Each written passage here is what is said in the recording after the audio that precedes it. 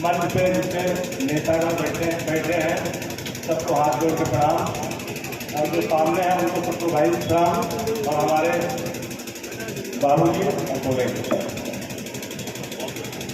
गुलशन यादव प्रमोद तिवारी जिंदाबाद जिंदाबाद, गुलशन यादव प्रमोद तिवारी जिंदाबाद जिंदाबाद।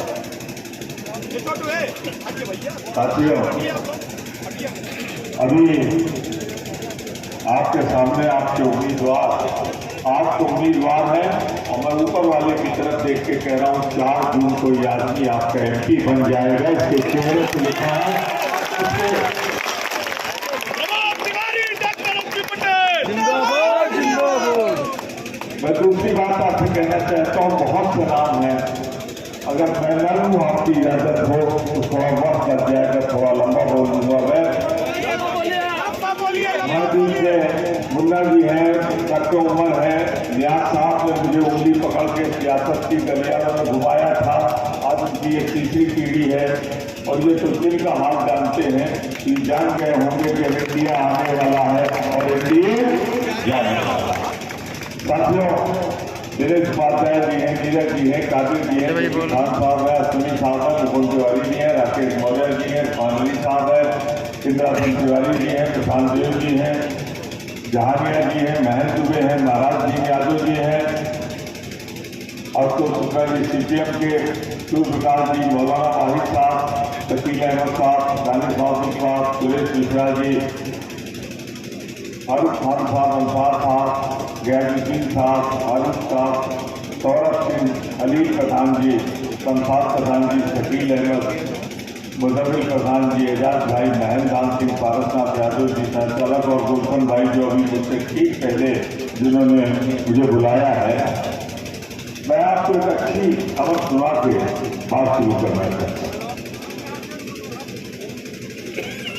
परसों वोट पड़ा दूसरे राउंड का, अब तक एक जिले में मैंने बात कर ली है सूबे में, एक ब्लॉक तहसील लेवल पे बात कर ली। अरे मैं आपसे दावे से कह रहा हूं, पहले राउंड में हवा चली थी इंडिया की, दूसरे राउंड में लहर बन गई तो प्रसाद और आते आते इसे आंधी बना दो, तूफान बना दो, जिसमें मोदी का खून का महल गिरकर जमीन तोड़ हो जाए, ऐसा कदम उठा दो।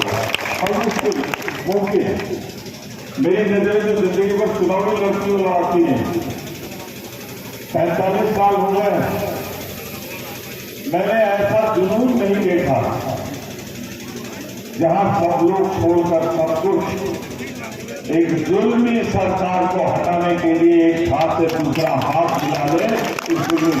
और सुन लो, जुल्मी सरकार को उठाना, हटाना, खत्म करना इस मुल्क की आजादी के लिए जरूरी है, जरूरी है, जरूरी है। एक पीढ़ी में हमको आजादी की कुर्बानी देंगे, अगर तुम्हें भी कुर्बानी देनी पड़े तो वो कुर्बानी दे दो, लेकिन इस हुकूमत को हटा दो, वरना इस मुल्क में जमहूरियत नहीं रहेगी, लोकतंत्र नहीं रहेगा, न इससे वोट मांगा जाएगा।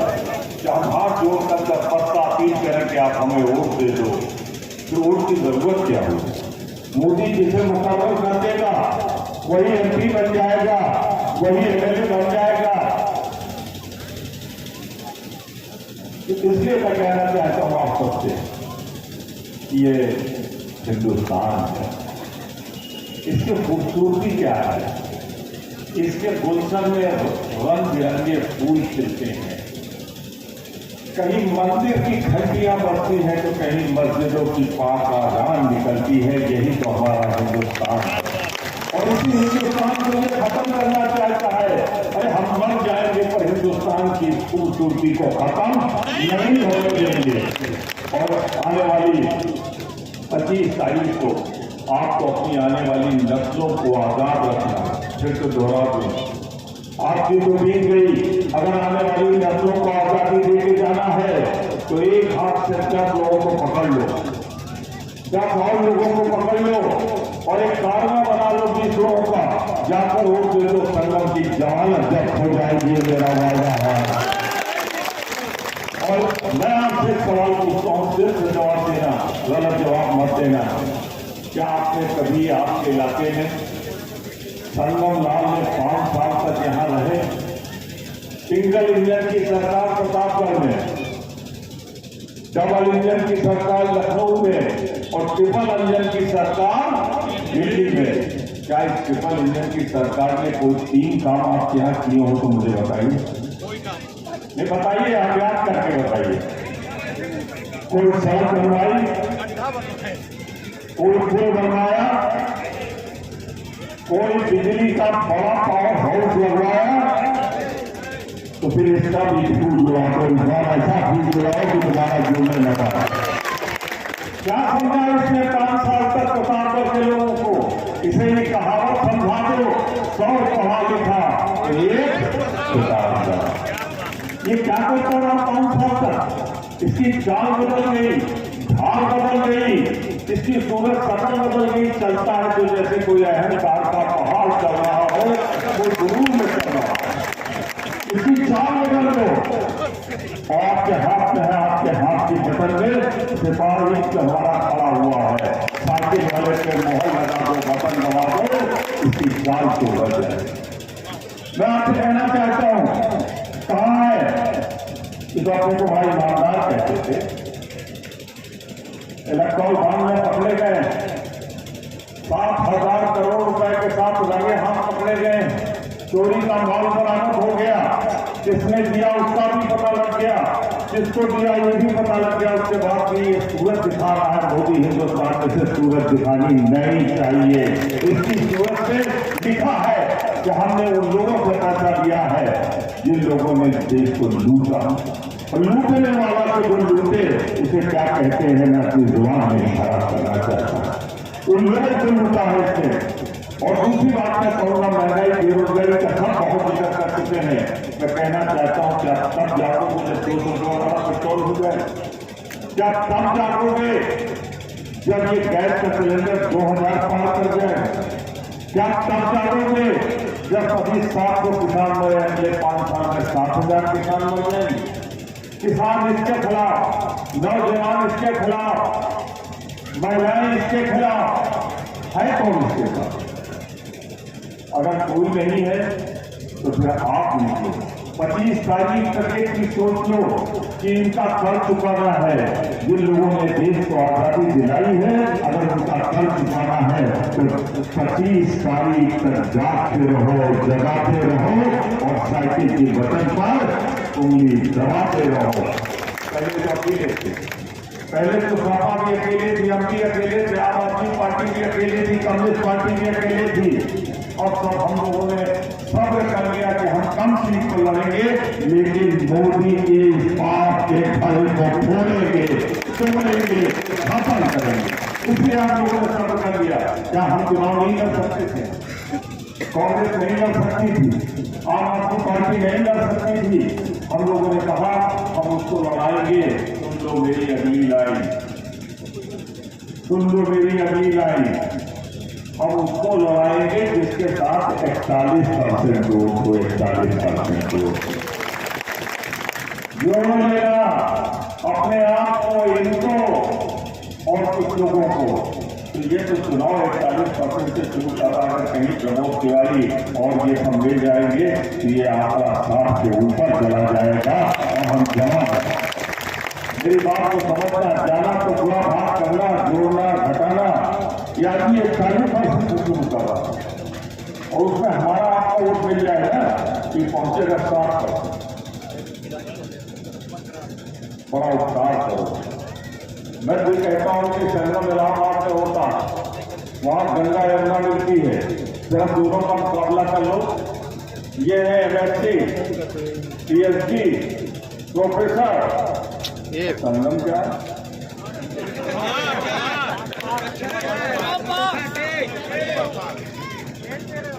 क्या चाहते हो? लंच चाहते हो कि एक जैसे मुझको? मैं आपसे कहना चाहता हूं, अगर ये उसमें कोई सर्टिफिकेट उसके पास नहीं है। पढ़ा लिखा होगा तो प्रमोद तिवारी जिसकी हर पार्टी इज्जत करती। मैंने 45 साल में वो रकूम कमाया है कि जो मेरे साथ रहे न रहे तब तक मुझे इज्जत देते हैं। और इस शख्स ने अगर जरा भी पढ़ा लिखा होता तो मेरे खिलाफ 3 से 7 की FIR में लिखा था। हमको तो छोड़ दीजिए, मेरी बेटी मोना के खिलाफ अपने घर में बहन बेटी की इज्जत अपनी जान देती की जाती है। उस आदमी ने 3 से 7 की FIR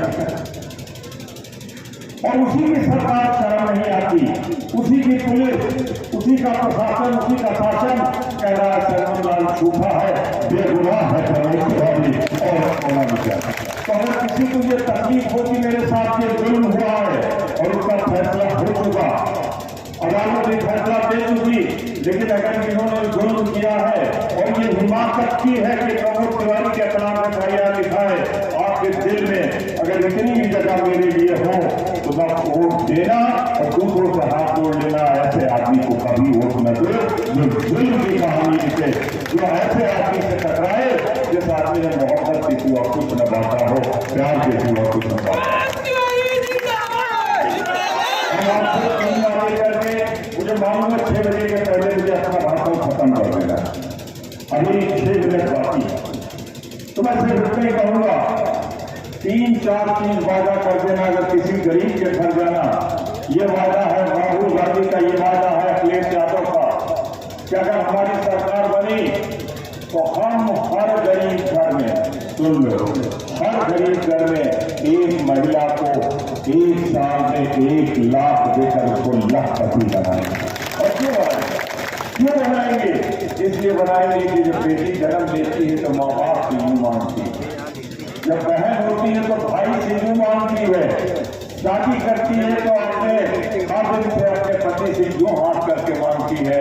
अरे वाह राहुल गांधी और अखिलेश, तुमने ये फैसला लिया है कि हम पहली कैबिनेट में उसके हाथ ऐसे नहीं, अब देने वाले बता देंगे, वो लखपति बन के जब बैठेगी तो प्यार देगी बेटे को, भाई को, पति को।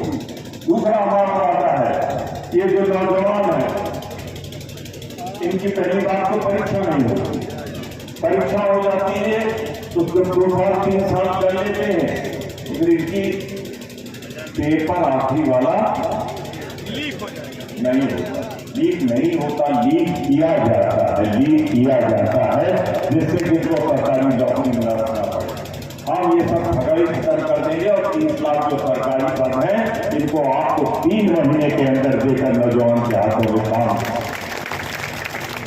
तीसरा हमारा वादा है कि किसान को उसकी जमीन की कीमत जोड़ेंगे, बीज की कीमत जोड़ेंगे, खाद की कीमत जोड़ेंगे, सिंचाई जोड़ेंगे और उसके बाद जो मूल्य आएगा उसके हिसाब से न्यूनतम समर्थन मूल्य देंगे। आगे हर किसान को लाभकारी दाम दिलाने का वायदा भी एक सरकार करती है। और यही नहीं, हम आपसे कहना चाहते हैं, ये जो होता है ना रोजगार का आजकल चल रहा है, इसका मनरेगा, इसमें ये 250 देते हैं और हम 400 रुपये प्रतिदिन देंगे हर मजदूर को। इस प्रतिवर्ष 30 लाख नौकरियां देंगे। और एक सबसे बड़ा धोखा है देश के नौजवानों को जवानी में मार डालने का। आपको तो ये लगता है ना कि अग्निवीर होगा 4 साल से रिटायर हो जाएगा, कुछ मिलेगा नहीं, मुझे दूसरा खतरा नजर आता है। इसकी ट्रेनिंग कितने की होगी? 6 महीने की। खड़ा किसके सामने होगा? चीन के सेना के सामने। उनकी ट्रेनिंग होगी 5 साल की और हमारे जवान की ट्रेनिंग होगी 6 महीने की। ये बेचारा शहीद नहीं हो जाएगा तो क्या करेगा? ये नौजवानों को शहीद करने की योजना है। तो समझ लो, हम आएंगे तो अग्निवीर खत्म होगा और भारत का सैनिक फिर जिंदा होगा, भारत का सैनिक बनेगा। और तमाम चीजें और ये पूछते भाजपा वाले जो घटाने के बड़े उस्ताद होते हैं ना, तो इनके खिलाफ का भी जवाब दे दूंगा आपको। ये कहेंगे इसमें तो पैसा खर्चा होगा 5-7 करोड़ रुपये, कहाँ से लाएंगे ये दोनों लड़के? अरे अब ये लड़के नहीं रहे, तुम्हारे बाप बन गए हैं, तुम्हें तुम्हारी आवाज बता दी है। अरे जमीन पे खड़ा कर देंगे और छोड़ देंगे तुम्हें हिंदुस्तान के रंगों का रास्ता, क्योंकि यहाँ का देश माफ करना जानता है, बदला लेना नहीं जानता है। लेकिन हम आपसे एक चीज कहना चाहते हैं, कैसे आएगा ये हिसाब भी समझा देना इनको सबको। इसमें 5-7 लाख करोड़ आएगा ना, तो अडानी, अंबानी और 16 लोग और पूंजीपति हैं, क्या तुम्हारे चाचा लगते हैं जिनका 16 लाख करोड़ तुमने माफ कर दिया? तो तुमने 16 लाख करोड़ माफ किया है, 16 पूंजीपतियों का, हम किसानों का कर्ज माफ करेंगे, हम नौजवानों का कर्ज माफ करेंगे, हम बेरोजगारों का कर्ज माफ करेंगे और हम चाहेंगे 7 लाख करोड़ रुपया। और 7 लाख करोड़ के बाद भी जब 9 लाख करोड़ बचेगा उसे हिंदुस्तान की धरती पर बेखार कर देंगे और कहेंगे कि इसको सजाने और संभालने रहना है। मैं अपने वादे का हमेशा पाबंद हूँ, ठीक है, पहले मुझे खत्म करना था, मैं खत्म कर रहा हूँ, पर एक चीज मान कर जाऊंगा, हम नहीं जानते उम्र में ये बढ़ेंगे कि हम बढ़ेंगे, बात में तय कर लेंगे। आइए, मैं वहां राज्यसभा में हूँ और अभी 4.5 साल हो गए। आप इनको चुनकर भेज दो, ये जो लोग वहां मिलकर जो भारत की योजनाएं होंगी उनको प्रतापगढ़ की धरती पर लाकर उतारेंगे, ये हमारा वादा है।